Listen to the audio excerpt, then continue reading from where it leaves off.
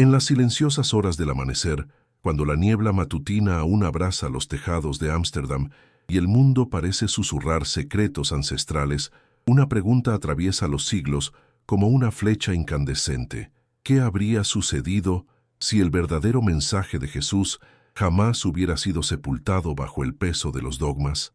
¿Por qué la humanidad construyó torres de interpretaciones sobre las ruinas de una verdad original que quizás era demasiado simple, demasiado pura, demasiado revolucionaria para ser tolerada? En este momento, mientras tú observas estas palabras desde cualquier rincón del mundo, desde tu ciudad natal hasta el lugar más remoto donde te encuentres ahora, la historia de una conspiración milenaria se despliega ante nosotros como un pergamino que ha esperado siglos para ser desenrollado. Te invito a escribir en los comentarios desde qué país y ciudad nos acompañas en este viaje hacia la verdad. ¿Qué hora marca tu reloj en este instante preciso? Porque cada momento es sagrado cuando nos acercamos a comprender lo que fue deliberadamente ocultado. Baruch Spinoza, aquel judío rebelde de ojos penetrantes y corazón ardiente, no era simplemente otro filósofo perdido en las abstracciones de su época. Era un arqueólogo de la verdad, un detective espiritual que se atrevió a excavar en los cimientos mismos del cristianismo para descubrir qué había sido enterrado allí.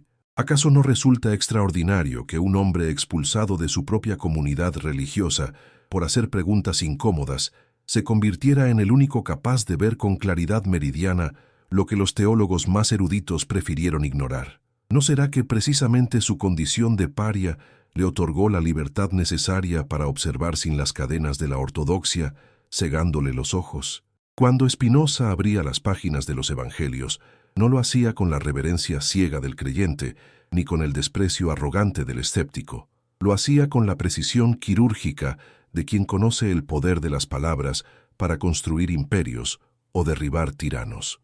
Y allí, entre líneas que habían sido leídas millones de veces, encontró algo que hizo temblar los pilares mismos de la cristiandad.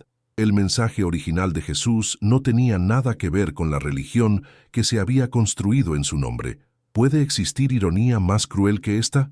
¿Puede haber traición más perfecta que la de enterrar a un revolucionario espiritual bajo toneladas de burocracia sagrada? El Jesús histórico, ese carpintero de Nazaret que caminaba descalzo por los senderos polvorientos de Galilea, no predicaba la sumisión ciega a una institución eclesiástica que aún no existía. No hablaba de intermediarios entre el alma humana y lo divino, no establecía jerarquías sacerdotales, no prometía salvación a cambio de obediencia institucional.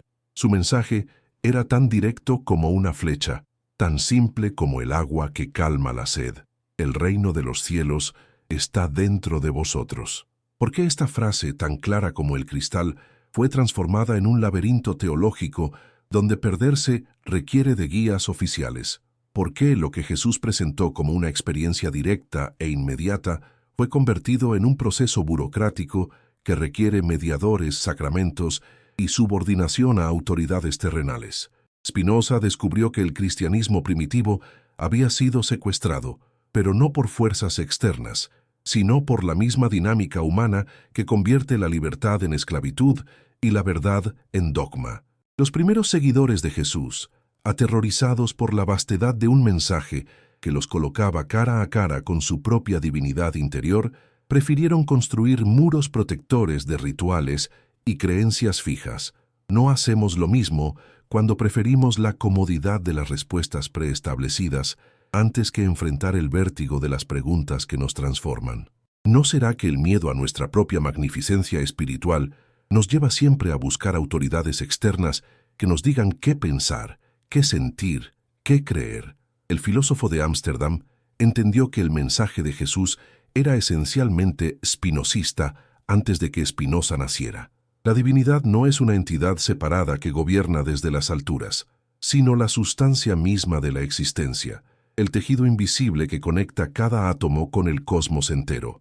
Cuando Jesús decía, «Yo y el Padre somos uno», no estaba proclamando una identidad única y exclusiva, sino revelando una verdad universal que cada ser humano está destinado a descubrir. ¿Por qué esta revelación democrática de la divinidad fue transformada en un privilegio exclusivo? ¿Por qué lo que debería haber liberado a la humanidad se convirtió en el instrumento de su sometimiento más sofisticado? En las noches de invierno en su modesta habitación de La Haya, mientras el viento helado golpeaba los cristales de sus ventanas, Spinoza leía los textos sagrados con una lucidez que traspasaba siglos de interpretaciones superpuestas. Veía cómo cada parábola de Jesús era una invitación a la autonomía espiritual, como cada milagro era una demostración de las potencias latentes en la naturaleza humana, como cada enseñanza apuntaba hacia la realización de que el reino de los cielos no es un lugar al que vamos después de morir, sino un estado de conciencia al que podemos acceder aquí y ahora. ¿Por qué entonces este mensaje de empoderamiento absoluto fue convertido en una doctrina de dependencia absoluta? ¿Por qué la promesa de que cada ser humano podía alcanzar la misma realización que Jesús se transformó en la amenaza de condenación eterna para quienes no se sometieran a interpretaciones oficiales? Spinoza comprendió que el verdadero crimen no había sido la crucifixión de Jesús, sino la crucifixión de su mensaje. Los clavos que atravesaron las manos del Nazareno fueron menos letales que las cadenas conceptuales que aprisionaron sus palabras. La cruz del Calvario fue un episodio doloroso pero breve. El calvario intelectual que se impuso a sus enseñanzas ha durado 2 milenios. ¿Cómo es posible que un mensaje de liberación se convirtiera en el fundamento del control más refinado? ¿Cómo pudo transformarse la invitación a despertar en la imposición de dormir? El análisis de Spinoza revelaba que los primeros padres de la Iglesia, enfrentados a la tarea imposible de institucionalizar lo que por naturaleza era antiinstitucional, optaron por una estrategia genial en su maldad: conservar las palabras de Jesús, pero vaciarlas de su contenido revolucionario. Mantuvieron el envoltorio sagrado, pero cambiaron el regalo por algo completamente diferente. ¿No es esta la forma más perfecta de traición? ¿No es más efectivo corromper un mensaje desde adentro que atacarlo desde afuera? Así, las palabras de Jesús fueron preservadas como reliquias en museos teológicos, mientras su espíritu era asesinado lenta y metódicamente en el altar de la conveniencia política. Cuando Jesús hablaba del amor al prójimo, no estaba estableciendo una norma moral externa que requiere vigilancia y castigo para ser cumplida. Estaba describiendo la consecuencia natural de quien ha despertado a la interconexión fundamental de toda la existencia. Quien experimenta realmente que el Padre y yo somos uno, no puede sino experimentar que mi prójimo y yo somos uno. ¿Por qué entonces este descubrimiento espontáneo fue convertido en un mandamiento que debe ser impuesto por autoridades religiosas?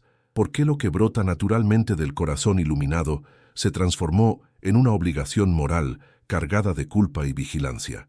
Spinoza veía con claridad cristalina cómo el cristianismo institucional había operado una inversión diabólica. Donde Jesús enseñaba la autoconfianza espiritual, la Iglesia impuso la dependencia clerical. Donde el Nazareno revelaba la divinidad inherente de cada alma, la cristiandad estableció jerarquías sagradas. Donde el carpintero de Galilea mostraba el camino directo hacia la verdad, el aparato eclesiástico construyó laberintos rituales que requieren guías oficiales. Es posible imaginar traición más perfecta. Puede concebirse secuestro más exitoso que el de usar el nombre de la víctima para legitimizar su negación. Pero el genio maligno de esta operación no residía solamente en la inversión, sino en la capacidad de hacer que esta inversión pareciera fidelidad. Los grandes traidores del mensaje de Jesús no fueron los que lo atacaron abiertamente, sino los que lo defendieron con tanta pasión que nadie se atrevió a cuestionar si lo que defendían era realmente lo que él había enseñado. ¿No sucede lo mismo en todos los ámbitos de la vida humana? ¿No son los peores enemigos de una idea aquellos que la abrazan con tal fanatismo que la asfixian entre sus brazos?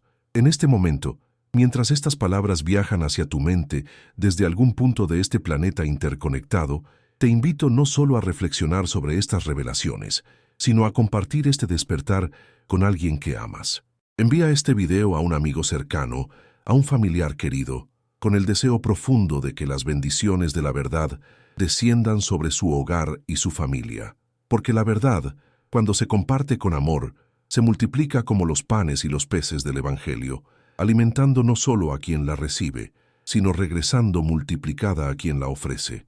Spinoza entendía que desenmascarar esta traición histórica no era un ejercicio de erudición académica, sino un acto de liberación urgente. Cada alma humana que permanece encadenada a interpretaciones que niegan su divinidad inherente es una víctima más de este crimen milenario. Cada persona que busca fuera de sí misma lo que ya posee en su interior es un rehén más de este secuestro espiritual.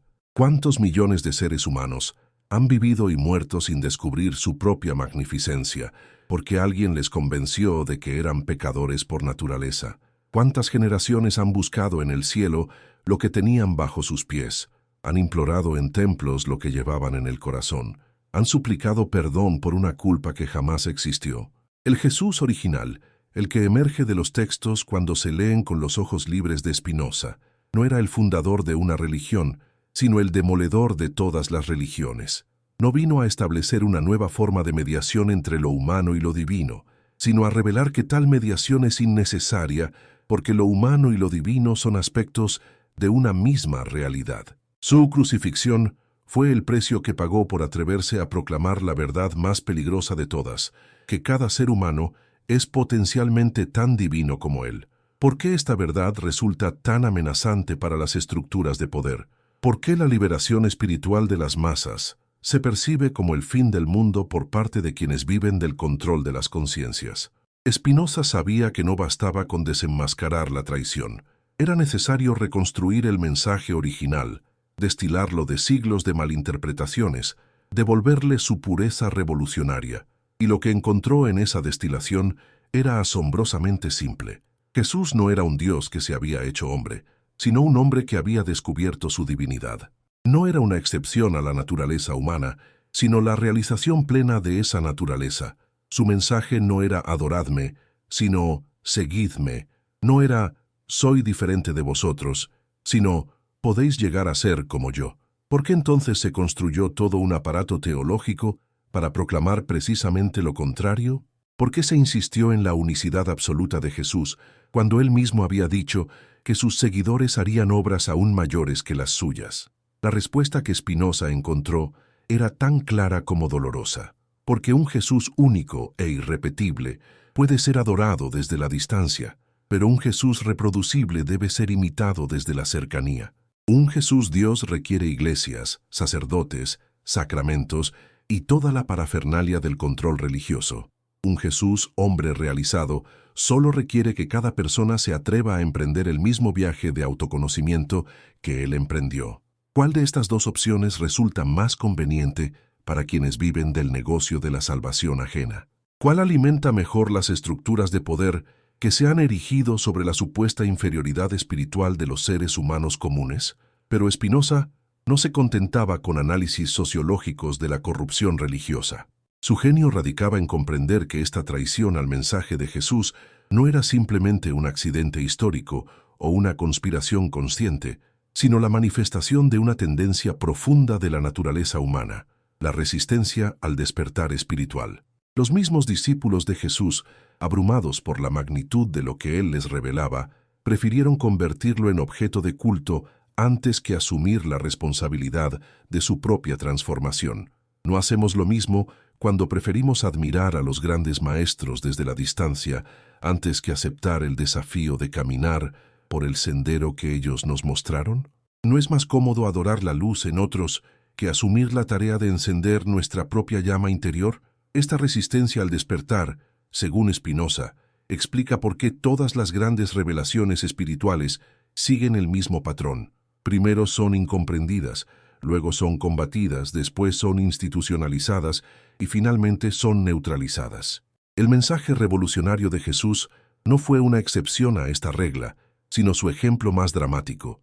En menos de 3 siglos, las enseñanzas de quien había desafiado todas las autoridades religiosas de su época se convirtieron en la religión oficial del Imperio Romano. ¿Puede existir ironía histórica más brutal?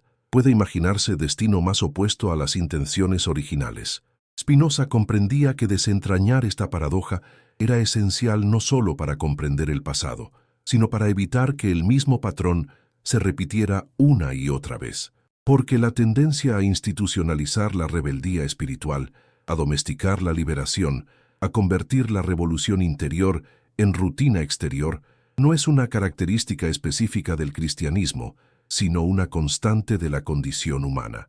¿Cuántos movimientos espirituales han comenzado como llamas de libertad y han terminado como cenizas de ortodoxia? ¿Cuántos maestros iluminados han visto cómo sus enseñanzas más subversivas se convertían en los dogmas más opresivos? La tragedia que Spinoza diagnosticaba no era simplemente histórica, sino existencial. Cada vez que un ser humano delega su autoridad espiritual en instituciones externas, está repitiendo el mismo error que convirtió el mensaje liberador de Jesús en un instrumento de sometimiento. Cada vez que alguien busca la salvación en rituales externos, en lugar de emprender el trabajo interior de autoconocimiento, está perpetuando la traición original. ¿No será que la única forma de honrar verdaderamente a Jesús es asumir la misma actitud radical que él asumió frente a las autoridades religiosas de su época? ¿No será que la verdadera fidelidad a su mensaje consiste en cuestionar cualquier institución que pretenda mediar entre el alma individual y la verdad suprema? Esta comprensión llevaba a Spinoza hacia territorios aún más peligrosos. Si el mensaje original de Jesús había sido el despertar de la conciencia humana a su naturaleza divina, entonces toda la estructura del cristianismo institucional no era simplemente una traición histórica, sino una traición presente que continuaba operando en cada momento. Cada vez que alguien se arrodillaba ante un altar buscando fuera de sí mismo lo que solo podía encontrar en su interior, estaba siendo víctima de la misma manipulación que había comenzado en los primeros siglos de nuestra era. ¿Cómo no sentir una indignación ardiente ante la magnitud de este engaño? ¿Cómo no experimentar una urgencia desesperada por despertar a la humanidad de este sueño milenario? Pero la indignación de Spinoza no era ciega, sino quirúrgicamente precisa. Él sabía que no bastaba con denunciar la traición, era necesario comprender sus mecanismos internos para poder desactivarlos, y el mecanismo central que había identificado era el más sutil de todos: la transformación de la experiencia directa en creencia indirecta, de la realización personal en aceptación dogmática, del conocimiento vivencial en información conceptual. Jesús no había pedido a sus seguidores que creyeran en él, sino que lo siguieran. No había establecido doctrinas que memorizar, sino prácticas que realizar. No había fundado una iglesia que administrara la salvación, sino que había mostrado un camino que cada persona debía recorrer por sí misma. ¿Cómo fue posible que esta invitación a la experiencia directa se convirtiera en la imposición de la creencia ciega? ¿Cómo pudo transformarse el ven y ve en cree y obedece? La respuesta que Spinoza elaboraba era compleja pero clara. La experiencia directa de lo divino es incontrolable por definición, mientras que la creencia en doctrinas sobre lo divino puede ser dirigida, manipulada y administrada por autoridades externas. Un místico que ha experimentado personalmente la unidad con lo absoluto no necesita que nadie le confirme la validez de su experiencia, pero un creyente que acepta doctrinas sobre lo absoluto depende constantemente de la autoridad que le ha transmitido esas doctrinas. ¿Cuál de estas dos situaciones resulta más conveniente para quienes aspiran a controlar la vida espiritual de las masas? ¿Cuál ofrece mayor seguridad a las estructuras de poder religioso? Aquí residía, según Spinoza, el corazón de la traición, la sustitución sistemática de la experiencia por la creencia, de la práctica transformadora por la aceptación pasiva, del laboratorio interior por el teatro exterior. Jesús había sido esencialmente un científico del espíritu, alguien que experimentaba directamente con los estados de conciencia y compartía sus descubrimientos para que otros pudieran repetir los mismos experimentos. Pero sus supuestos seguidores lo convirtieron en objeto de un culto que prohibía precisamente la experimentación que él había enseñado. ¿Puede concebirse perversión más perfecta? ¿Puede imaginarse traición más sofisticada que la de usar el nombre del Maestro para prohibir el camino que el Maestro había mostrado? Esta perversión no era meramente teórica, sino que tenía consecuencias devastadoras en la vida concreta de millones de seres humanos. Generación tras generación, personas con una sed auténtica de trascendencia se acercaban al cristianismo buscando lo que Jesús había prometido, solo para encontrarse con una burocracia sagrada que les ofrecía sustitutos, en lugar de la experiencia directa de lo divino, la participación en rituales. en lugar del desarrollo de sus propias capacidades espirituales, la dependencia de intermediarios profesionales, en lugar del despertar de su conciencia divina, la aceptación de su condición de pecadores que necesitan salvación externa. ¿Cuántos buscadores sinceros han muerto de sed espiritual en los desiertos de la ortodoxia? ¿Cuántas almas hambrientas de verdad han sido alimentadas con piedras conceptuales cuando buscaban el pan de la experiencia viviente?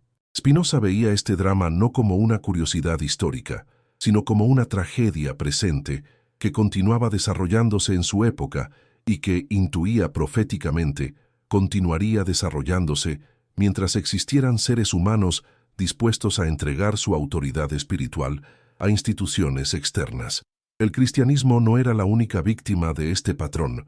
Todas las tradiciones espirituales auténticas corrían el mismo riesgo de ser secuestradas por sus propios guardianes.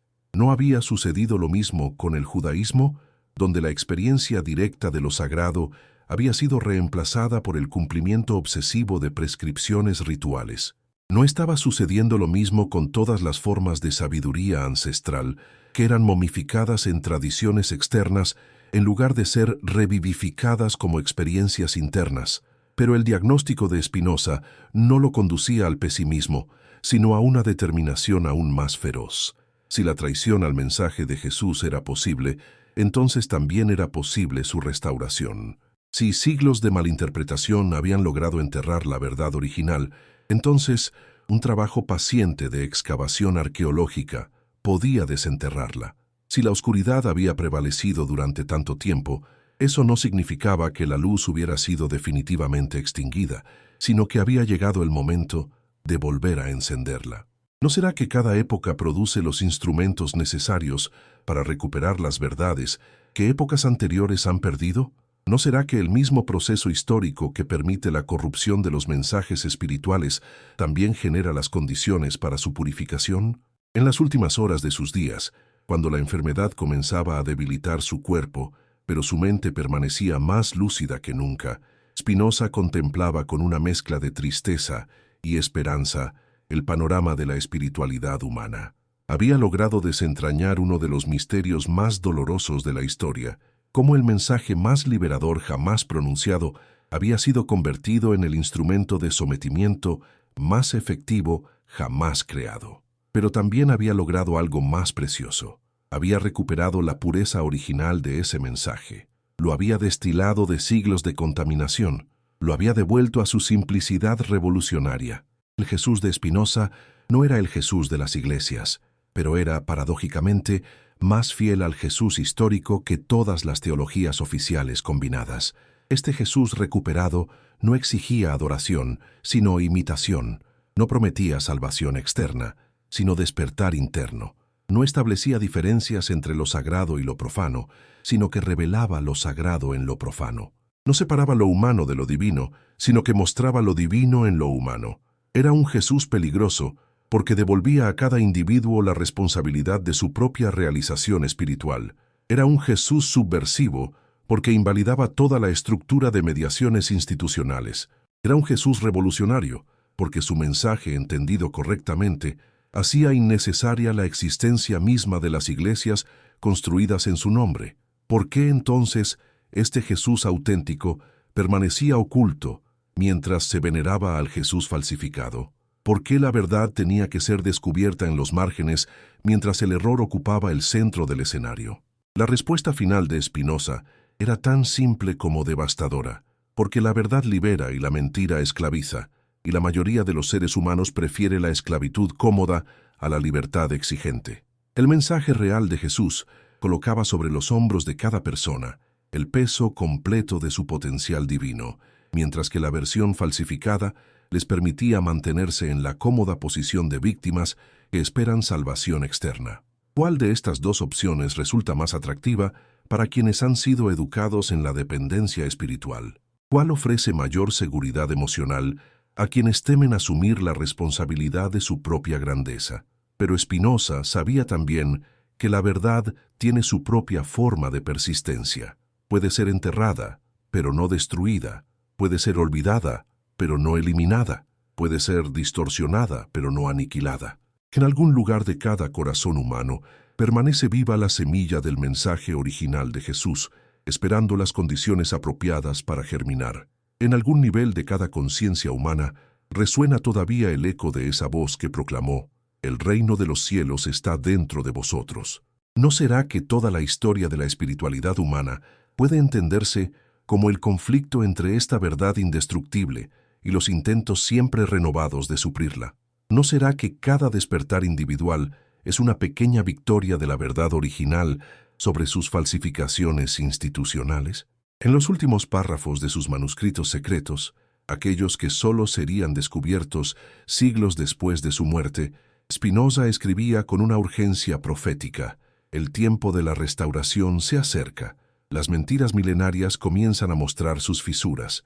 La verdad que fue crucificada en el Calvario y enterrada en los concilios está comenzando a resucitar, no como dogma, sino como experiencia viva, no como creencia impuesta, sino como realización conquistada, no como privilegio de unos pocos elegidos, sino como derecho de nacimiento de toda la humanidad». ¿Estaba Spinoza describiendo su época o profetizando la nuestra?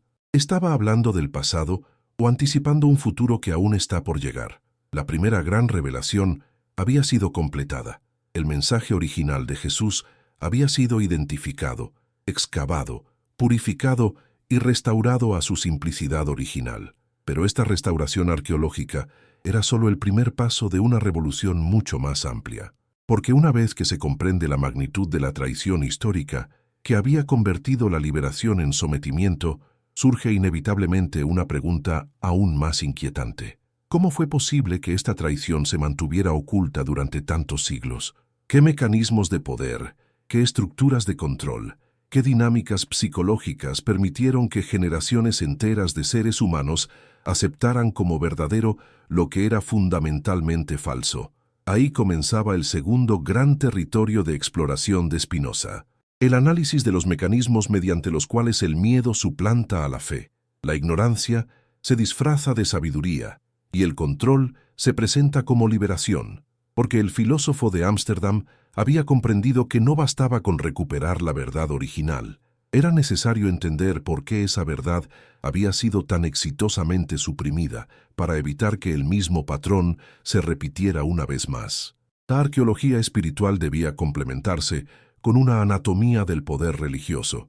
La restauración del mensaje auténtico debía acompañarse de una disección de los mecanismos que habían permitido su falsificación. En esta encrucijada entre el pasado recuperado y el futuro por construir, entre la verdad desenterrada y los obstáculos que impedían su florecimiento, Spinoza se preparaba para emprender la segunda fase de su revolución filosófica. Había mostrado qué había sido destruido. Ahora debía explicar cómo había sido destruido y por qué. Había recuperado el tesoro original. Ahora debía mapear las fuerzas que lo habían enterrado y que seguían tratando de mantenerlo oculto. El mensaje de Jesús había sido restaurado a su pureza original, pero ¿cuánto tiempo pasaría antes de que nuevas formas de traición trataran de corromperlo una vez más?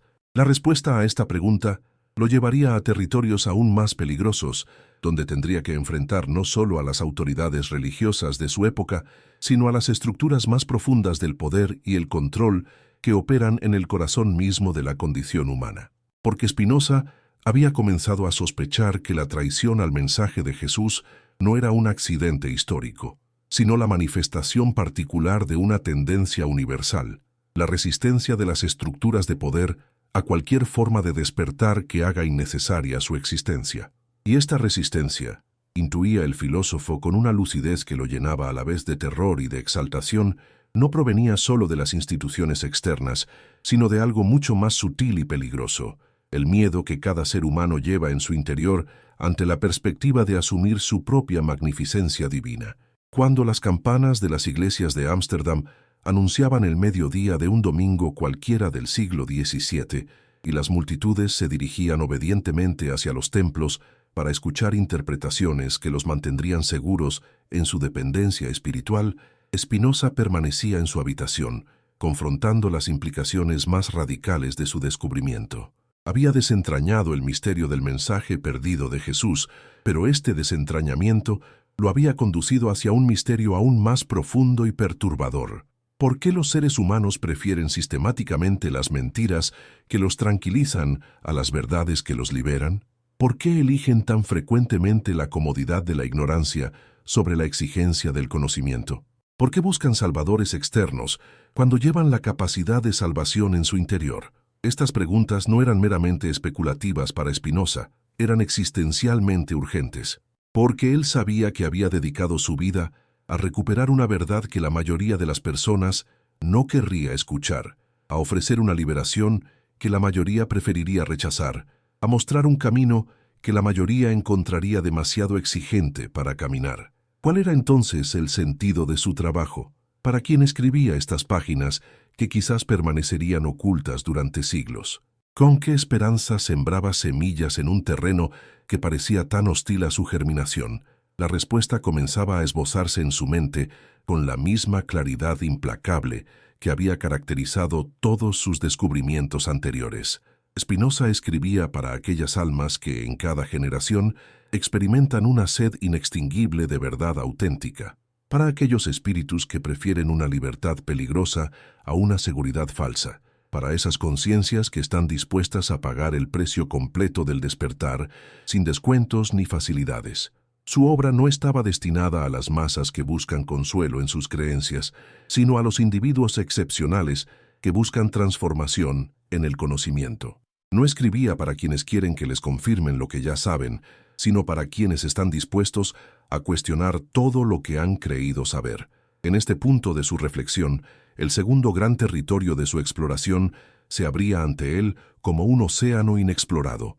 El análisis de las fuerzas que operan contra el despertar espiritual, los mecanismos mediante los cuales el miedo se disfraza de prudencia, la ignorancia se presenta como sabiduría y el sometimiento se vende como protección, porque Spinoza había comprendido que su tarea no se completaba con la restauración del mensaje original de Jesús. Era necesario también comprender y neutralizar las fuerzas que habían hecho posible su corrupción, para evitar que el mismo patrón se repitiera indefinidamente. El camino hacia esta comprensión lo conduciría a través de los laberintos más oscuros de la psicología humana, donde tendría que enfrentar no solo a los enemigos externos de la verdad, sino a los enemigos internos que cada persona lleva consigo: el miedo a la responsabilidad, la adicción a la dependencia, la resistencia al cambio, el terror ante la propia grandeza. En este territorio peligroso, Spinoza tendría que convertirse no solo en arqueólogo de la verdad perdida, sino en cartógrafo de los obstáculos que impiden su recuperación, no solo en restaurador de mensajes auténticos, sino en analista de las fuerzas que conspiran contra su aceptación. Y en el corazón de este análisis, una pregunta central pulsaba como un corazón herido. ¿Por qué la humanidad teme tanto a la verdad que la libera como ama las mentiras que la esclavizan? Esta pregunta lo llevaría más allá de la crítica histórica del cristianismo, hacia una comprensión más profunda de las dinámicas universales que operan en todo proceso de despertar espiritual. Porque Spinoza había comenzado a intuir que la traición al mensaje de Jesús no era un caso aislado en la historia, sino la manifestación particular de una resistencia más general, la resistencia de la condición humana ordinaria a cualquier forma de trascendencia que amenace sus patrones establecidos de funcionamiento. Esta intuición lo aterrorizaba y lo exaltaba simultáneamente. Lo aterrorizaba porque implicaba que las fuerzas contra las que luchaba no eran meramente históricas o institucionales, sino ontológicas, tejidas en la misma estructura de la experiencia humana normal. Pero también lo exaltaba porque significaba que su trabajo tenía una relevancia que trascendía las circunstancias particulares de su época, que las verdades que estaba descubriendo tenían una validez universal que podría iluminar no solo el pasado de la humanidad, sino también su futuro. En el umbral de esta segunda fase de su investigación, Spinoza se sentía como un explorador que ha completado la primera etapa de un viaje extraordinario, solo para descubrir que el territorio por explorar es infinitamente más vasto y complejo de lo que había imaginado inicialmente. Había recuperado el mensaje perdido de Jesús, pero ahora debía adentrarse en el territorio aún más misterioso de las fuerzas que habían hecho posible su pérdida. Había identificado la verdad original, pero ahora tenía que mapear los mecanismos que la habían ocultado y que seguían operando para mantenerla oculta. Esta tarea lo llevaría a enfrentar cara a cara con el enemigo más sutil de todos. No la ignorancia que se reconoce como tal, sino la ignorancia que se cree sabiduría. No el miedo que se acepta como miedo, sino el miedo que se disfraza de prudencia. No la dependencia que se lamenta como tal, sino la dependencia que se celebra como virtud. En este territorio, tendría que desarrollar instrumentos de análisis aún más refinados, porque se enfrentaba a adversarios que habían perfeccionado el arte de parecer lo contrario de lo que realmente eran. Pero Spinoza sabía que no tenía alternativa. Había dedicado su vida a la búsqueda de la verdad, y la verdad lo había conducido hasta este punto sin posibilidad de retroceso. No podía contentarse con haber recuperado el mensaje original de Jesús, sino comprendía también por qué ese mensaje había sido tan exitosamente suprimido. No podía limitarse a restaurar la verdad, sino entendía también las fuerzas que operaban contra ella. Su compromiso con la lucidez completa lo obligaba a adentrarse en territorios donde pocos filósofos se habían atrevido a caminar, donde tendría que enfrentar no solo las resistencias externas al despertar espiritual, sino las resistencias internas que cada conciencia individual opone a su propia liberación. En este punto de transición, mientras se preparaba para emprender la segunda fase de su revolución filosófica, Spinoza experimentaba una mezcla compleja de sentimientos que solo podían experimentar aquellos que han decidido seguir la verdad hasta sus últimas consecuencias, sin importar cuán dolorosas o peligrosas puedan resultar. Era la mezcla de terror y exaltación que experimenta todo explorador auténtico cuando comprende que su verdadero viaje apenas está comenzando, que las montañas que ha escalado no eran más que las primeras estribaciones de una cordillera infinita que se extiende más allá del horizonte de lo visible. El mensaje de Jesús había sido recuperado en su pureza original, pero ¿qué significaba esta recuperación si permanecía como una curiosidad arqueológica sin poder transformador en el presente?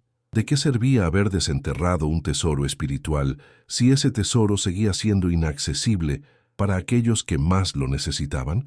La restauración de la verdad original era solo el primer paso. El segundo paso, infinitamente más complejo, era comprender y desmantelar los obstáculos que impedían su florecimiento en la conciencia contemporánea.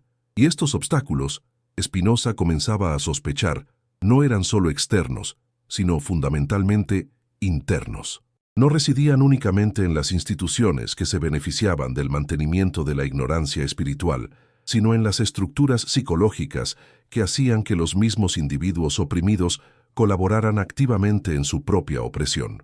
El enemigo más peligroso de la liberación espiritual no era el tirano externo que impone cadenas visibles, sino el tirano interno que hace que cada persona forje sus propias cadenas invisibles y las defienda como si fueran joyas preciosas.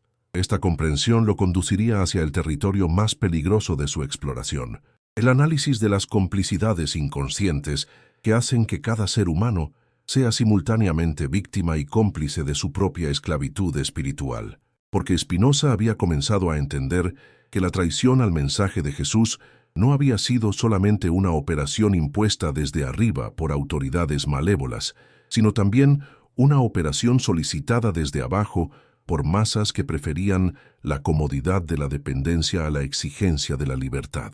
En el punto exacto donde esta comprensión comenzaba a cristalizarse en su mente, el segundo gran movimiento de su sinfonía filosófica estaba listo para comenzar. Había completado la arqueología de la verdad perdida. Ahora debía emprender la anatomía de la resistencia a esa verdad. Había restaurado el mensaje original. Ahora debía analizar por qué ese mensaje resultaba tan amenazante que había sido necesario destruirlo. Había recuperado el tesoro espiritual. Ahora debía mapear las fuerzas que habían conseguido mantenerlo enterrado durante 2 milenios.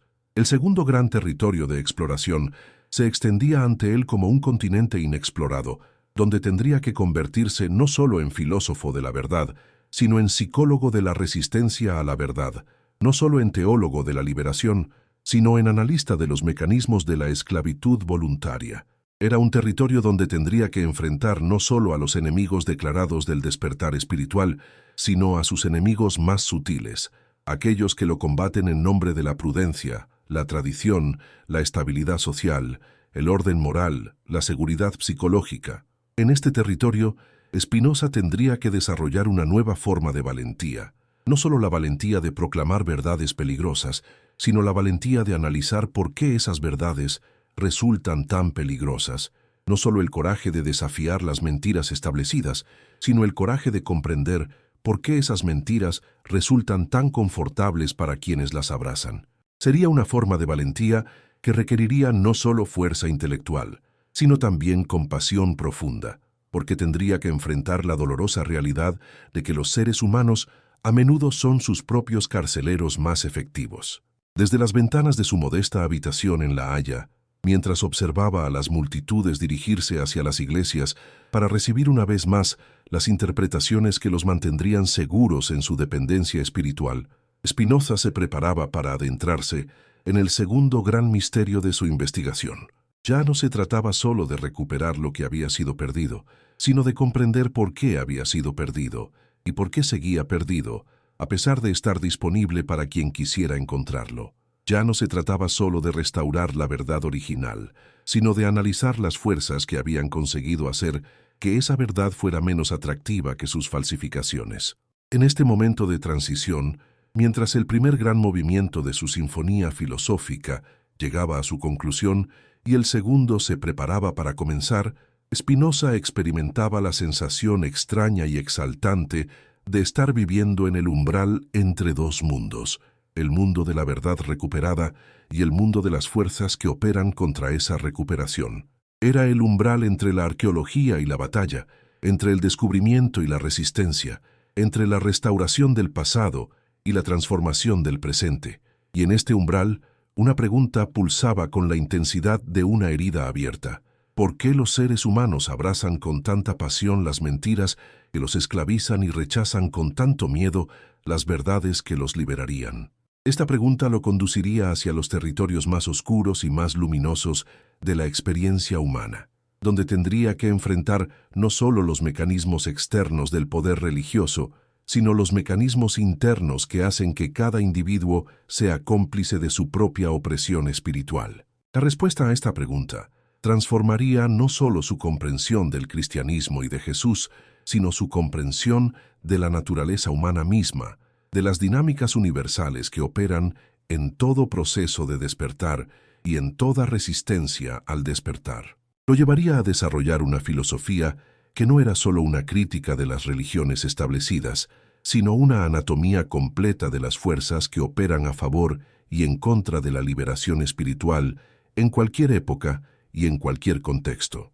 En el preciso momento en que esta comprensión comenzaba a desplegarse en su mente como un mapa de territorios inexplorados, el segundo gran movimiento de su revolución filosófica estaba listo para comenzar, llevándolo hacia profundidades de análisis que harían que sus descubrimientos anteriores parecieran solo el preludio de una sinfonía infinitamente más compleja y transformadora. Había llegado la hora de adentrarse en el corazón de las tinieblas que envuelven al corazón humano cuando se enfrenta a la posibilidad de su propia luz. Era el momento de explorar no solo qué había sido destruido, sino por qué había sido necesario destruirlo, no solo qué había sido ocultado, sino por qué esa ocultación había resultado tan exitosa y duradera. El mensaje original de Jesús había sido recuperado, pero ahora comenzaba el trabajo aún más difícil de comprender por qué ese mensaje seguía siendo tan revolucionario, tan amenazante, tan resistido después de 2000 años de su proclamación original. En los márgenes de la historia oficial, donde los herejes escriben sus verdades prohibidas y los místicos susurran sus revelaciones peligrosas, Spinoza se había convertido en algo más que un filósofo. Se había transformado en un detective espiritual que había logrado resolver el crimen más perfecto de la historia humana. Pero ahora, con las pruebas del crimen en sus manos, tenía que enfrentar una pregunta aún más inquietante. ¿Por qué las víctimas de este crimen seguían defendiendo a sus victimarios? ¿Por qué quienes habían sido robados de su herencia espiritual más preciosa no solo no reclamaban esa herencia, sino que atacaban a quienes trataban de devolvérsela? Esta pregunta lo conduciría hacia el corazón de la segunda gran revelación de su obra, que el miedo, no la fe, había sido el verdadero motor de la religión institucional durante 2 milenios, que el control, no la liberación, había sido su objetivo secreto, que la dependencia, no la autonomía espiritual, había sido su producto más refinado, y que esta operación había resultado tan exitosa precisamente porque había conseguido presentarse como lo contrario de lo que realmente era. Había logrado hacer que el miedo pareciera fe, que el control pareciera amor, que la dependencia pareciera salvación. El análisis de estos mecanismos de inversión lo llevaría a territorios filosóficos donde tendría que enfrentar no solo las resistencias externas a la verdad, sino las resistencias internas que cada conciencia humana opone a su propia grandeza. Porque Spinoza había comenzado a comprender que la traición al mensaje de Jesús no era solo un episodio histórico, sino la manifestación de una dinámica universal, la tendencia de la condición humana ordinaria a preferir la seguridad de la mediocridad conocida a la inseguridad de la grandeza desconocida. En este punto de inflexión, donde la arqueología de la verdad perdida se convertía en psicología de la resistencia a la verdad, donde la restauración del mensaje auténtico se transformaba en análisis de las fuerzas que operan contra esa autenticidad, Spinoza se preparaba para emprender la fase más peligrosa de su aventura intelectual. Había recuperado el tesoro. Ahora tenía que enfrentar a los dragones que lo custodiaban. Había destapado la conspiración. Ahora tenía que analizar por qué esa conspiración había resultado tan seductora para sus propias víctimas.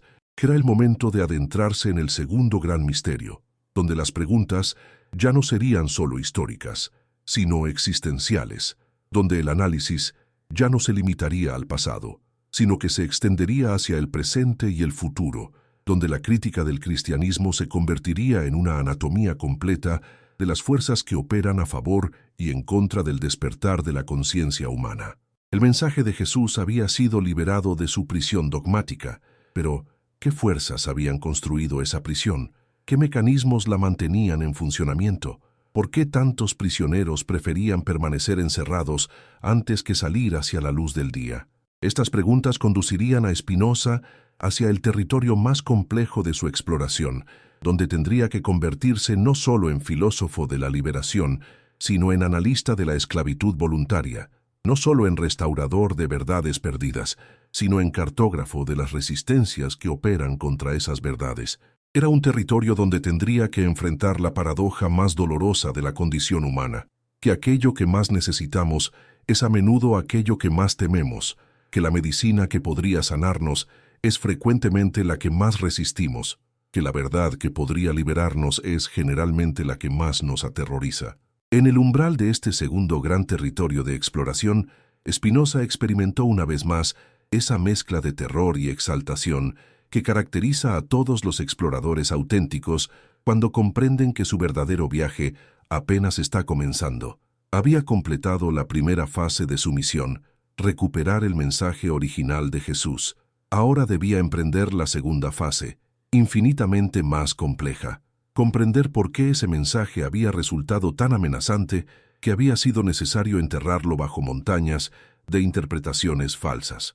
Y en el corazón de esta segunda indagación, una intuición comenzaba a cristalizarse con la fuerza de una revelación, que la batalla entre la verdad y la mentira, entre la liberación y la esclavitud, entre el despertar y el sueño, no se libraba solo en los campos de batalla externos de la historia, sino en los territorios internos de cada conciencia individual, que cada ser humano era simultáneamente el escenario y el protagonista de esta batalla milenaria. Que la traición al mensaje de Jesús se repetía cada vez que alguien elegía la comodidad de la dependencia sobre la exigencia de la libertad, la seguridad de la ignorancia sobre el riesgo del conocimiento, la tranquilidad de las respuestas preestablecidas sobre la aventura de las preguntas transformadoras. Esta comprensión transformaría todo su trabajo posterior, llevándolo a desarrollar no solo una crítica de las religiones establecidas, sino una psicología completa del despertar espiritual y de las resistencias que operan contra ese despertar. Lo conduciría a crear una filosofía que no era solo arqueológica, sino profética, que no solo recuperaba verdades del pasado, sino que anticipaba las condiciones para su florecimiento en el futuro. En el momento exacto en que esta visión comenzaba a desplegarse ante él, como un paisaje infinito de posibilidades inexploradas, el segundo gran movimiento de su sinfonía filosófica estaba listo para comenzar, llevándolo hacia profundidades de comprensión que transformarían no solo su entendimiento del cristianismo, sino su visión de la naturaleza humana, del proceso histórico y de las condiciones necesarias para que la verdad auténtica pueda florecer en un mundo que parece estar estructurado para resistirla. El detective espiritual había completado la primera fase de su investigación, había identificado el crimen y recuperado lo que había sido robado. Ahora comenzaba la segunda fase, infinitamente más compleja: comprender la psicología del crimen, las motivaciones de los criminales, la complicidad de las víctimas y las condiciones que habían hecho posible que el crimen perfecto permaneciera oculto durante 2 milenios. Era el momento de adentrarse en el corazón de las tinieblas para entender cómo la luz había sido tan exitosamente ocultada y qué sería necesario para que pudiera brillar una vez más con todo su poder transformador. Cuando los relojes de las torres de Ámsterdam marcaban las horas más silenciosas de la madrugada y la ciudad dormía envuelta en la oscuridad protectora de sus certezas religiosas, Spinoza permanecía despierto frente a sus manuscritos, enfrentando la segunda gran revelación de su investigación espiritual. Había logrado desentrañar el misterio del mensaje perdido de Jesús, pero este descubrimiento lo había conducido hacia un territorio aún más inquietante: el análisis de las fuerzas que habían hecho posible no solo la pérdida de ese mensaje, sino su transformación en su propio opuesto. ¿Cómo había sido posible que las palabras que proclamaban la liberación se convirtieran en los instrumentos del sometimiento más refinado? ¿Qué mecanismos psicológicos y sociales habían operado para que el antídoto se transformara en veneno, la medicina en enfermedad, la llama de libertad en las cadenas de la dependencia? En esta segunda fase de su exploración, Spinoza no se enfrentaba ya solo con documentos históricos y textos sagrados, sino con algo infinitamente más complejo y peligroso: la naturaleza humana misma en su relación ambivalente con la verdad. Porque había comenzado a comprender que la traición al mensaje de Jesús no había sido simplemente una operación política realizada por élites eclesiásticas ambiciosas, sino la manifestación de una tendencia más profunda que anida en el corazón de la condición humana: la resistencia al despertar espiritual, el miedo a la responsabilidad que conlleva la libertad auténtica, la adicción a formas de dependencia que ofrecen seguridad emocional a cambio de autonomía espiritual. ¿Por qué los seres humanos abrazan con tanta pasión las mentiras que los tranquilizan y rechazan con tanto terror las verdades que los liberarían? Esta pregunta pulsaba en la mente de Spinoza como un enigma que contenía la clave de todos los enigmas. Había observado cómo generación tras generación de cristianos habían preferido la versión domesticada y edulcorada del mensaje de Jesús que les ofrecían las iglesias, antes que enfrentar las implicaciones radicales del mensaje original que él había logrado recuperar. ¿Acaso no era más cómodo adorar a un Jesús Dios inalcanzable que asumir el desafío de seguir a un Jesús hombre cuya realización espiritual estaba al alcance de cualquier persona dispuesta a emprender el mismo viaje interior que él había emprendido? Spinoza había comenzado a comprender que el cristianismo institucional no había triunfado a pesar de traicionar el mensaje de Jesús, sino precisamente porque lo había traicionado. La versión original era demasiado exigente, demasiado revolucionaria, demasiado amenazante para las estructuras establecidas de poder y para las estructuras psicológicas de dependencia que la mayoría de las personas prefieren mantener intactas. ¿No resulta más tranquilizador creer que la salvación depende de la gracia divina administrada por instituciones autorizadas que aceptar que cada individuo lleva en sí mismo la capacidad y la responsabilidad de su propia realización espiritual? ¿No es más seguro emocionalmente mantenerse en la posición de víctima que necesita rescate externo que asumir la posición de protagonista que debe rescatarse a sí mismo? Esta comprensión lo llevaba hacia territorios filosóficos donde muy pocos pensadores se habían atrevido a adentrarse: el análisis de las complicidades inconscientes que hacen que cada ser humano sea simultáneamente víctima y cómplice de su propia opresión espiritual. Porque Spinoza había comenzado a entrever que la resistencia más efectiva contra el despertar de la conciencia no provenía de fuerzas externas que lo impedían, sino de fuerzas internas que lo temían. El enemigo más peligroso de la liberación espiritual no era el tirano que impone cadenas visibles, sino la parte de cada persona que prefiere las cadenas invisibles de la dependencia a la responsabilidad aterrorizante de la libertad auténtica. ¿Por qué la humanidad teme tanto a la verdad que la libera, como ama las mentiras que la esclavizan?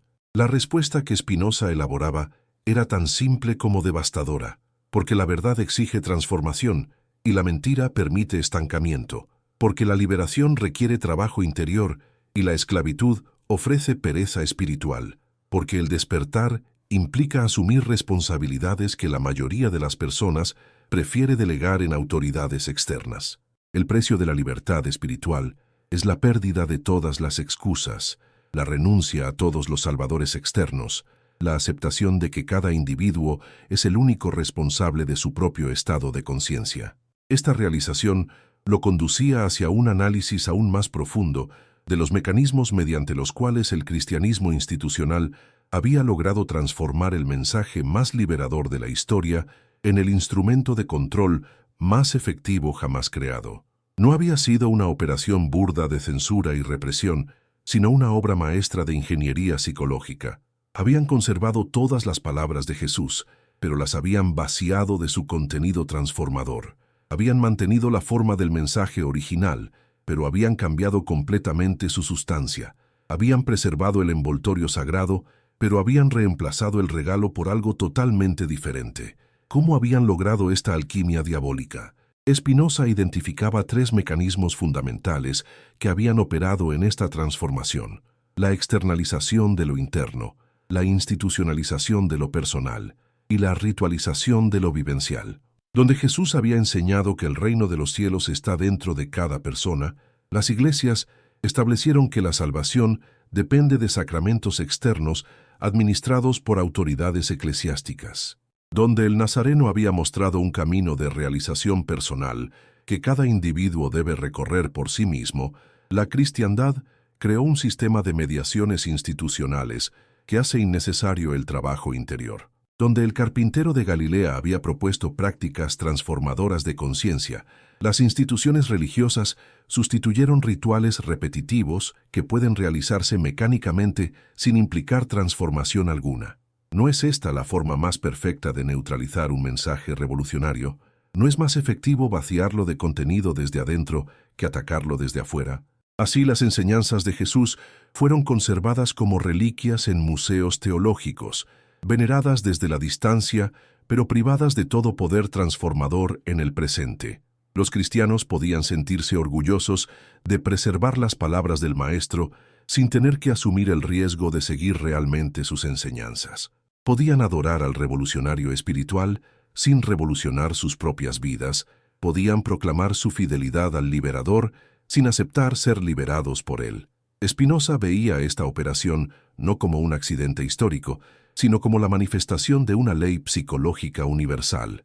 Cuando un mensaje auténtico de despertar entra en contacto con estructuras de conciencia que no están preparadas para recibirlo, esas estructuras no se transforman para acomodar el mensaje, sino que transforman el mensaje para acomodarlo a su nivel de funcionamiento.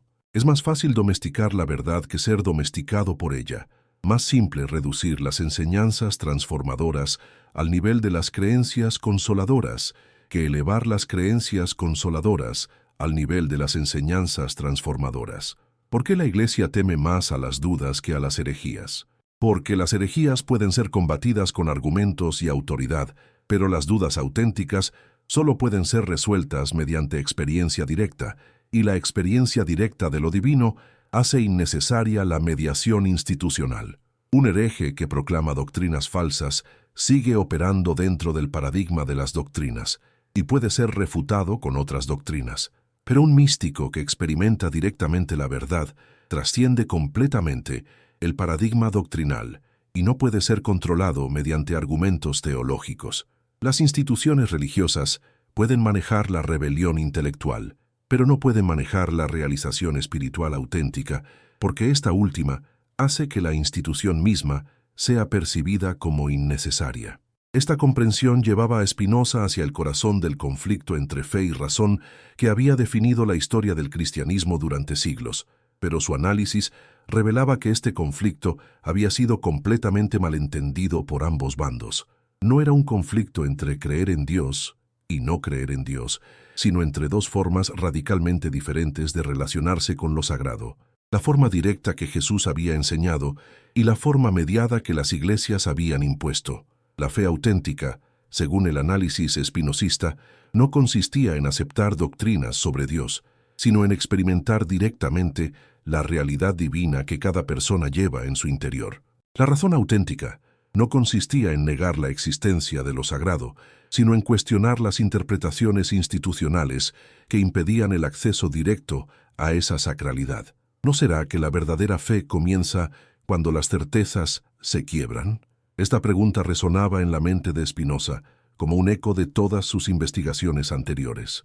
Había observado que los cristianos más auténticos, aquellos que realmente habían experimentado algún grado de transformación espiritual, eran invariablemente aquellos que habían pasado por crisis profundas de sus creencias establecidas. La fe viva parecía requerir la muerte de la fe muerta. La certeza auténtica parecía nacer de la destrucción de las certezas falsas. El conocimiento real parecía emerger del reconocimiento honesto de la ignorancia anterior. Pero las instituciones religiosas, por su propia naturaleza, no pueden permitir estas crisis transformadoras porque amenazan la estabilidad de sus estructuras doctrinales. Una iglesia que animara a sus fieles a cuestionar radicalmente todo lo que han creído, a dudar profundamente de todas las interpretaciones recibidas, a emprender búsquedas personales que podrían conducir a conclusiones no ortodoxas, estaría cavando su propia tumba institucional. Por eso, el cristianismo oficial ha preferido siempre promover una fe ciega que acepta sin cuestionar, antes que una fe auténtica que cuestiona para conocer realmente.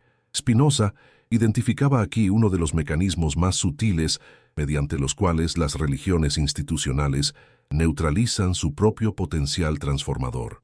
Convierten la fe de proceso dinámico en estado estático, de búsqueda viva en posesión muerta, de pregunta transformadora en respuesta tranquilizadora. La fe se convierte así en un seguro contra la incertidumbre existencial, en una póliza que protege contra el vértigo del no saber, en una garantía de que no será necesario crecer espiritualmente porque ya se posee todo lo que es necesario poseer. ¿Qué significa que un dogma se derrumbe ante la razón? Para Spinoza, significaba que una interpretación falsa está siendo reemplazada por una comprensión más auténtica, que una verdad parcial está dando paso a una verdad más completa, que un nivel superficial de entendimiento está siendo trascendido por un nivel más profundo de conocimiento. El derrumbe de los dogmas no era una tragedia que debía ser evitada, sino una liberación que debía ser celebrada. Cada dogma que cae es una prisión mental que se abre.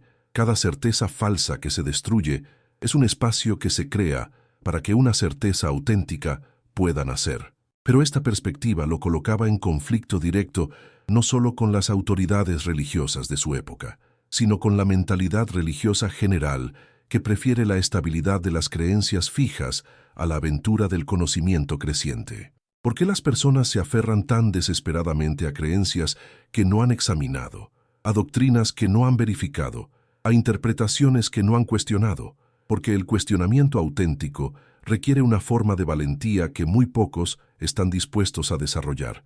La valentía de no saber, de permanecer en la incertidumbre, el tiempo necesario para que una comprensión más profunda pueda emerger, de renunciar a la seguridad psicológica que proporcionan las respuestas preestablecidas. Spinoza comprendía que su tarea no era simplemente intelectual, sino terapéutica. No se trataba solo de corregir interpretaciones erróneas de los textos sagrados, sino de sanar las heridas psicológicas que hacían que las personas prefirieran las interpretaciones erróneas a las correctas. Tenía que enfrentar no solo la ignorancia que se reconoce como tal, sino la ignorancia que se cree sabiduría, no solo el miedo que se acepta como miedo, sino el miedo que se disfraza de prudencia, no solo la dependencia que se lamenta, sino la dependencia que se celebra como virtud. En este punto de su análisis, Spinoza llegaba a una comprensión que transformaría toda su obra posterior. que el conflicto fundamental no era entre cristianismo y filosofía, entre fe y razón, entre religión y ciencia, sino entre dos formas radicalmente diferentes de existir como ser humano. Una forma basada en la dependencia, el miedo, la búsqueda de seguridad externa, la delegación de la autoridad espiritual en instituciones y líderes, la preferencia por respuestas tranquilizadoras antes que preguntas transformadoras. Y otra forma basada en la autonomía, el coraje, la búsqueda de verdad auténtica, la asunción de la responsabilidad espiritual personal, la preferencia por el crecimiento real antes que la comodidad ilusoria. El mensaje original de Jesús pertenecía claramente a la segunda forma de existir, pero había sido capturado y neutralizado por instituciones que operaban desde la primera forma. Esta captura no había sido accidental, sino inevitable, porque la primera forma de existir es estadísticamente dominante en la población humana, mientras que la segunda es minoritaria y aparece solo en individuos excepcionales que están dispuestos a pagar el precio completo del desarrollo espiritual auténtico. ¿Por qué entonces Jesús había dirigido su mensaje a las masas si las masas no estaban preparadas para recibirlo? Spinoza encontraba la respuesta en una comprensión más profunda de la estrategia pedagógica del Nazareno.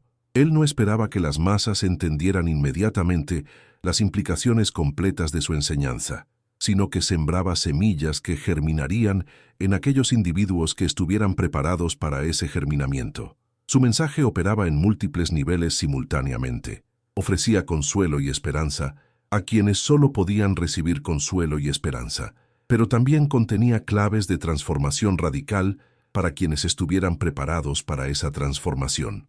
El problema había surgido cuando las instituciones eclesiásticas decidieron fijar el mensaje en su nivel más superficial, eliminando sistemáticamente sus dimensiones más profundas y transformadoras. Lo que había sido diseñado como un sistema de enseñanza multinivel fue reducido a un sistema de creencias unidimensional. Lo que había sido concebido como semillas de despertar para diferentes grados de madurez espiritual fue convertido en fórmulas estándar para el consumo masivo. Esta operación de reducción no había sido necesariamente consciente o maliciosa en sus inicios. Los primeros líderes cristianos, enfrentados a la tarea de preservar y transmitir las enseñanzas de Jesús a comunidades cada vez más grandes y diversas, habían optado naturalmente por las interpretaciones más simples y accesibles. Pero esta simplificación, justificada inicialmente por necesidades prácticas, se había convertido gradualmente en un sistema de censura que eliminaba sistemáticamente cualquier interpretación que fuera demasiado exigente, demasiado desafiante, demasiado transformadora para el consumo masivo. ¿Cómo había operado concretamente esta censura? Spinoza identificaba varios mecanismos que habían funcionado de manera coordinada a lo largo de los siglos. Primero, la selección de textos. De todos los evangelios que circulaban en los primeros siglos del cristianismo, solo fueron canonizados aquellos que podían ser interpretados de manera compatible con las estructuras institucionales que se estaban desarrollando. Los evangelios que contenían enseñanzas demasiado radicales o demasiado místicas fueron declarados apócrifos y gradualmente eliminados de la circulación. Segundo, la interpretación autorizada. Incluso dentro de los textos canónicos, ciertas interpretaciones fueron declaradas oficiales, mientras que otras fueron prohibidas como heréticas. No era suficiente con poseer los textos. Era necesario leerlos a través del filtro de interpretaciones que habían sido preaprobadas por las autoridades eclesiásticas. La lectura directa y personal de los evangelios fue desalentada y en muchos períodos llegó a ser prohibida para los laicos. Tercero, la ritualización. Las prácticas espirituales que Jesús había enseñado, diseñadas para producir transformaciones internas de conciencia, fueron convertidas en rituales externos que podían ser realizados mecánicamente sin implicar transformación alguna. La oración se convirtió en recitación, la meditación en ceremonia, el desarrollo espiritual en participación sacramental. Cuarto, la profesionalización. La responsabilidad del desarrollo espiritual fue transferida de cada individuo a especialistas profesionales. En lugar de que cada persona emprendiera su propio viaje de autoconocimiento, se estableció que ciertos individuos especialmente preparados, el clero, se encargarían de la vida espiritual de la comunidad, mientras que los demás podían limitarse a ser receptores pasivos de servicios espirituales. Quinto, la exteriorización, donde Jesús había enseñado que el reino de los cielos está dentro de cada persona. Las instituciones establecieron que la salvación depende de factores externos: sacramentos, buenas obras, obediencia a autoridades, participación en rituales, aceptación de doctrinas. El trabajo interior fue reemplazado por el cumplimiento exterior, la transformación personal por la conformidad social. Cada uno de estos mecanismos, considerado individualmente, podía justificarse por razones aparentemente válidas: la necesidad de orden, la preservación de la pureza doctrinal, la protección contra interpretaciones erróneas, la eficiencia organizacional. Pero funcionando conjuntamente, habían producido un resultado que era exactamente opuesto a las intenciones originales de Jesús. En lugar de empoderar espiritualmente a los individuos, los habían hecho dependientes. En lugar de desarrollar su capacidad de conexión directa con lo divino, habían creado la necesidad de mediadores profesionales. En lugar de despertar su conciencia, habían promovido su dormimiento en la comodidad de las creencias recibidas. Spinoza veía en esta operación un ejemplo perfecto de lo que él llamaba la corrupción de lo sagrado por lo institucional. No era que las instituciones fueran inherentemente malévolas, sino que su propia lógica de funcionamiento era incompatible con los procesos auténticos de despertar espiritual.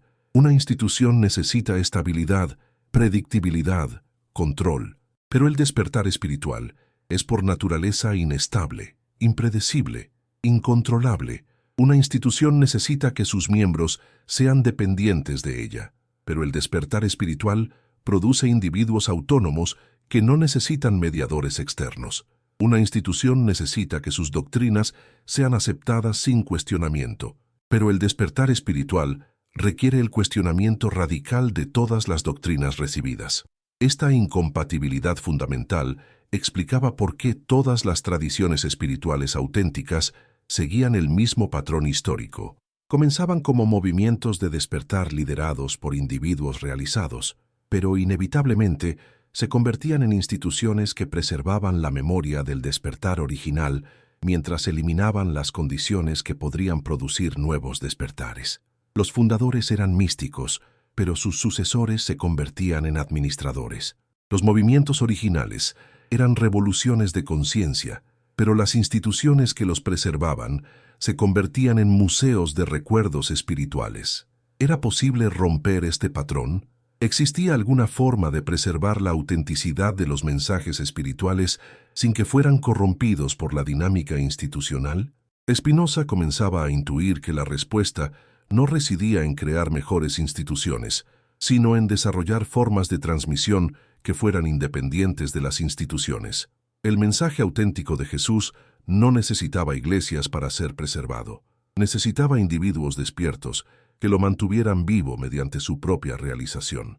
Esta comprensión lo llevaba hacia una visión completamente nueva de cómo podría operar una espiritualidad auténtica en el futuro, no como un sistema institucional centralizado, sino como una red descentralizada de individuos que habían emprendido seriamente el trabajo de autoconocimiento y transformación interior. No como una religión organizada con jerarquías y autoridades oficiales, sino como una tradición viviente, mantenida por la experiencia directa de aquellos que habían recorrido el camino que Jesús había mostrado.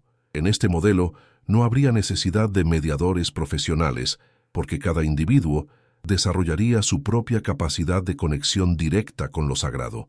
No habría necesidad de doctrinas oficiales, porque la verdad sería verificada mediante experiencia personal antes que aceptada por autoridad externa. No habría necesidad de rituales externos, porque las prácticas transformadoras serían integradas de manera natural en la vida cotidiana. No habría necesidad de instituciones que administraran la salvación, porque cada persona asumiría la responsabilidad de su propio desarrollo espiritual. ¿Era esta visión una utopía irrealizable o una posibilidad concreta para el futuro de la humanidad? Spinoza creía que era no solo posible, sino inevitable. Las mismas fuerzas históricas que habían permitido la corrupción institucional de los mensajes espirituales estaban creando las condiciones para su liberación de esa corrupción. El desarrollo de la razón crítica, la expansión de la educación, la democratización del conocimiento, la mayor comunicación entre diferentes tradiciones, todo conspiraba para hacer que fuera cada vez más difícil mantener los monopolios institucionales sobre la vida espiritual. Pero esta liberación no sería automática. Requeriría que individuos como él se atrevieran a emprender el trabajo peligroso de excavación arqueológica, de restauración de mensajes auténticos, de análisis crítico de las fuerzas que operan contra la autenticidad espiritual. Requeriría que hubiera personas dispuestas a pagar el precio de ser consideradas heréticas por las autoridades religiosas y ateas por los racionalistas convencionales, de ser rechazadas por los creyentes ortodoxos y despreciadas por los escépticos superficiales. En este punto de su reflexión, Spinoza comprendía que su obra no era solo académica, sino profética. No estaba simplemente analizando el pasado, sino preparando el futuro. No estaba solo criticando las formas corrompidas de espiritualidad, sino creando las condiciones conceptuales para el surgimiento de formas auténticas. Su trabajo de restauración del mensaje original de Jesús era simultáneamente un trabajo de preparación para el resurgimiento de ese mensaje en una forma que fuera apropiada para una época en la que la humanidad hubiera desarrollado mayor madurez espiritual. ¿Cuánto tiempo pasaría antes de que esta madurez se manifestara? ¿Cuántas generaciones serían necesarias antes de que un número significativo de seres humanos estuviera preparado para recibir el mensaje de Jesús en su forma original, sin las distorsiones consoladoras que las instituciones habían añadido? Spinoza no podía saberlo, pero sí sabía que su responsabilidad era preparar los materiales que serían necesarios cuando llegara ese momento. Su obra era como la de un arquitecto que diseña edificios para una ciudad que aún no existe, pero que intuye que algún día existirá. Esta perspectiva le daba a su trabajo una urgencia profética que trascendía las circunstancias inmediatas de su época. No escribía solo para sus contemporáneos, la mayoría de los cuales no estaba preparada para entender sus descubrimientos, sino para aquellas generaciones futuras que habrían desarrollado la madurez necesaria para aplicar sus insights. No dirigía su mensaje solo a los eruditos de su tiempo, sino a los buscadores auténticos de todos los tiempos que estarían dispuestos a emprender el viaje que él había emprendido.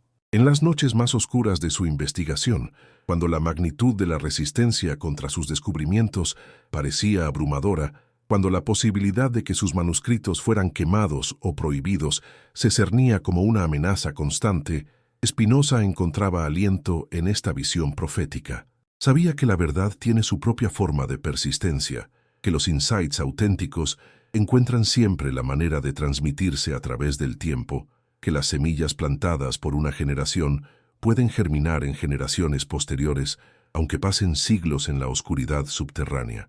¿No había sucedido lo mismo con el mensaje original de Jesús? Había sido enterrado durante casi 2 milenios, pero no había sido destruido. Había permanecido oculto en los mismos textos que supuestamente lo preservaban, esperando que alguien con los ojos adecuados lo desenterrara. Spinoza se veía a sí mismo como parte de una cadena invisible de transmisión que conectaba al Jesús histórico con aquellos futuros individuos que estarían preparados para recibir su mensaje en toda su radicalidad original. Esta cadena de transmisión no operaba a través de instituciones oficiales, sino a través de individuos excepcionales que, en cada generación, se atrevían a buscar la verdad más allá de las interpretaciones autorizadas. Había operado a través de místicos cristianos que habían experimentado directamente lo que Jesús enseñaba, aunque no pudieran expresar públicamente sus descubrimientos. Había operado a través de herejes que habían intuido las distorsiones de las doctrinas oficiales, aunque no tuvieran los instrumentos conceptuales para articular alternativas coherentes. Había operado a través de filósofos que habían aplicado la razón crítica a los textos sagrados, aunque no tuvieran la experiencia espiritual necesaria para comprender completamente lo que estaban analizando. Spinoza se veía como el punto de convergencia de todas estas corrientes subterráneas de transmisión auténtica. En él se encontraban la preparación filosófica necesaria para el análisis crítico, la experiencia espiritual necesaria para la comprensión vivencial y la valentía intelectual necesaria para enfrentar las consecuencias de sus descubrimientos. Era como si la historia hubiera estado preparando durante siglos las condiciones para que alguien pudiera finalmente completar el trabajo de restauración que él estaba realizando. Pero esta restauración no era un fin en sí mismo, sino el preludio de una revolución espiritual cuyas dimensiones apenas podía vislumbrar. Porque una vez que el mensaje auténtico de Jesús fuera liberado de sus distorsiones institucionales, una vez que fuera restaurado a su simplicidad y radicalidad originales, su poder transformador sería imposible de contener. No se limitaría a reformar el cristianismo existente, sino que catalizar